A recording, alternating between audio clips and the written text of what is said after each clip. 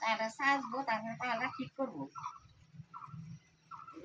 নিগরানি দিয়ে নিরাকাশে দিয়ে পাহাড়টা সাইজটা পর ঠিক করে দেবো। মাটির নামটা রানতে রানতে পাহাড় পুড়ে যায়। দেখেন কতটা মাটি বেরিয়ে গেছে। এই যে দেখেন, এই যে মাটি আনছি গাবলা দিয়ে, তারপরে এই যে বাড়ার কুড়া, এই যে ধান ভাঙাই না, এই কুড়া রাখি এই উনান বানানোর জন্য। এই যে উনান দিয়ে এই যে এই মাটি দিয়ে আর এই যে কুড়া দিয়ে না, এইভাবে ভালো করে মোটা দেওয়ান লাগে। আমি তো হাতের লেগে এরকম পারি না, আমার এই হাতটার মধ্যে ব্যথা গো।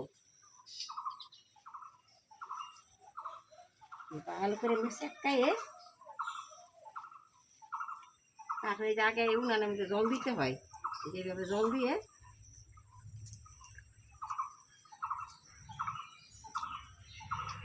এই যে জল দিয়ে তারপরে উনানটা জোড়াবো।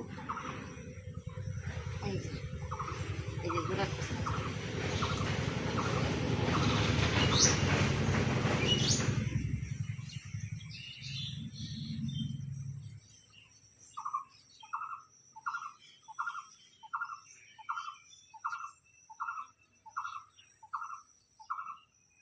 দেখেন আপনারা কেমন উনান আসি না কেমন হয়ে গেছে।